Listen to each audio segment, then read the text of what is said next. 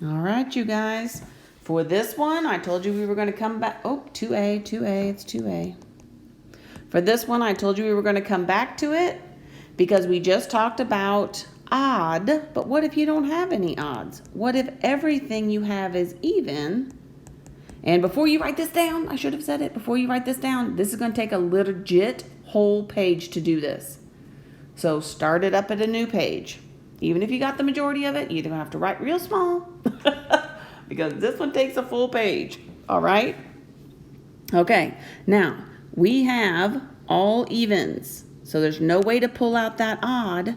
So you go back to what you know, right? When you have everything that's even, that's when you're using your identities. We know that one. You are going to use these so much that you are going to know them also. If you don't know them now, write them, rewrite them over and over because they're going to be super handy. All right? So, replace it. This is the same thing as sine squared x squared, cosine squared x dx. So my sine squared gets replaced with this. So I have a 1/2, 1 minus the cosine of 2x. This whole thing is squared. And my cosine squared gets replaced with a 1/2, 1 plus cosine of 2x. Now all of this is multiplied, right? So what do? That's right. So because I know that this 1/2 is squared and this 1/2, pull all that out front. So I've got a 1/8 here, and look what I see. This is all has to be multiplied out. 1 minus and 1 plus. That's the difference of squares, yo. So I'm going to take these two right here and write those out separately. That is handy, folks. Wow, I'm super glad I saw that because that would have sucked otherwise. 1 plus the cosine of 2x dx. Now I can take these two as the difference of squares because it doesn't matter how you multiply those out. They'll all have to be multiplied. So try to make it as easy as possible on yourself. So square the first term minus square the second term. Then I put those together.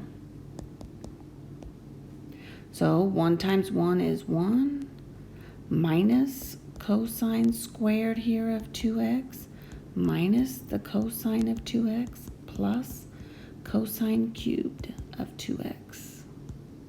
You see that FOIL, right? First, outer, inner, last. All right. All right. Now I see something that's squared. So what do we know? Yes. And the same thing is happening here. So check this out. It's easy to lose this. This is a double angle. So you're putting that double in just for the x, right? So don't forget about that 4. That makes a big impact. You can get to the bottom of this huge long problem and realize you had forgotten that 4 and it throws it off. Right, so pay attention to that. Those little things. Slow down and make sure you're paying attention. So I'm going to have 1 minus cosine 2x just because I want to put those over there. Then minus, I've got a 1/2 of 1 plus the cosine of 4x, right? Plus cosine cubed of 2x dx. What else do you notice here?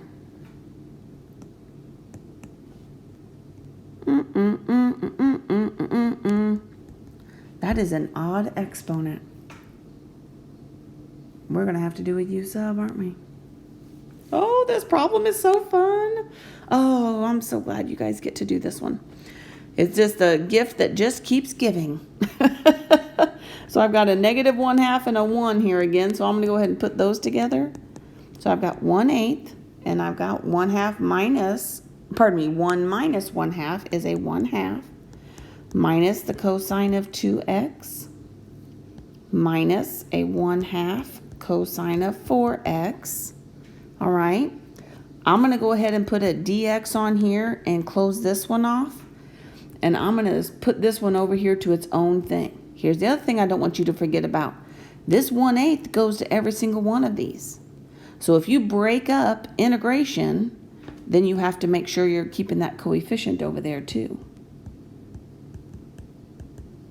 All right? Here is my tip off. This is odd. That tells me I have to do a U sub, which is why I'm breaking this one off to be independent. Because over here on the left, this first integral, we'll call this integral 1 and integral 2. Integral 1 here, that's a straight integration at this point. We've done our work. We've done what we need to do.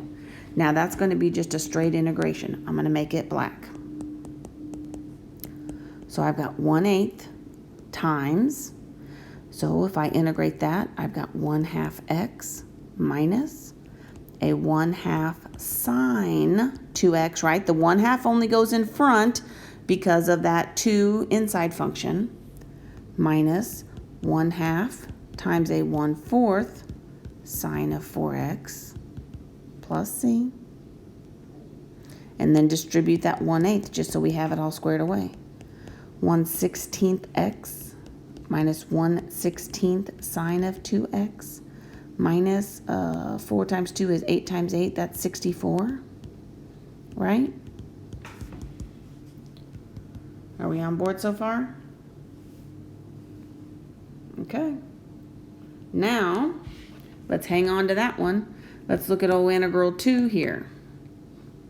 So I'm going to bring integral 2 down so that I can work with it. Let me scoot this up a little bit here. Do we have plenty of room?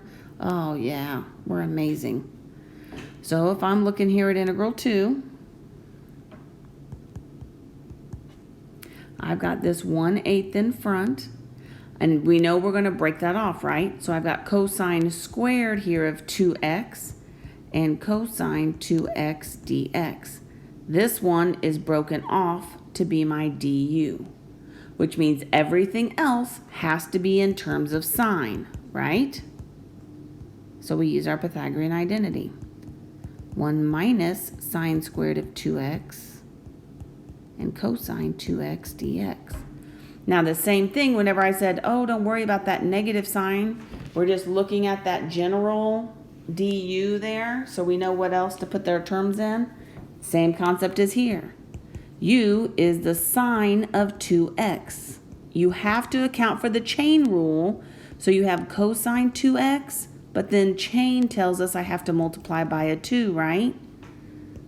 Just let that come along for the ride. 1/2 du is cosine 2x dx. Those are just numbers. Toss them in front. That's no big deal. So integral 2 is now 1/16 of 1 minus u squared du. Awesome, right? I know it is. I know. Integral 2 here is now 1/16 times u minus a 1/3 u cubed. I'm going to put sine in there and distribute at the same time. Integral 2 is now 1/16 sine 2x minus 1/48. I'm running out of room. Let me scoot this down. Oh, the beauty of technology. Am I right? Yeah. Sine cubed 4x plus c. There's integral 2. Oops. Here's integral 1. Let's put them together. So we broke it off. Remember, because with integration, as long as it's plus or minus, you can break those off and work them however you want to. Let's put it all together. My actual integral now equals a 1/16 x minus 1/16 sine 2x minus 1/64 sine of 4x plus 1/16 sine of 2x minus 1/48 sine cubed of 4x plus c. Now, is there anything else we can do about that? Yeah, you can. You guys see that? Minus or negative 1/16 and a positive 1/16. Those cancel. Yeah. So my actual final answer is 1/16 x minus 1 over 64 sine of 4x minus 1 over 48 sine cubed of 4x plus c. Woo! Oh, are you hollering at me? You should be. Oh. That's a 2. That's a 2. That's a 2. Oh, you guys. I know you were on it. I know you were on it. And I so appreciate that. That makes that a 2 and that makes that a 2. Are you seeing that? Okay. Because this one is just a u goes in. Here's a sine 2x. Sine 2x. Yes. Good. Good. See? The little things. You got to watch out for all of that. Now I'm going to squeeze this in because I want you to see this. That just happened. And you did it. Right? You did it. Okay. Now, just so you alleviate some of your anxiety, I am not going to put a problem with these two evens on your test because you're not going to have time for that. This may have the potential to be an extra credit problem, but that is all. You do have a problem like this in your homework because I think it's good that you can manipulate these and work with them. That's important. But I'm not going to take time on your test to do a problem like this. All right, let's try some other.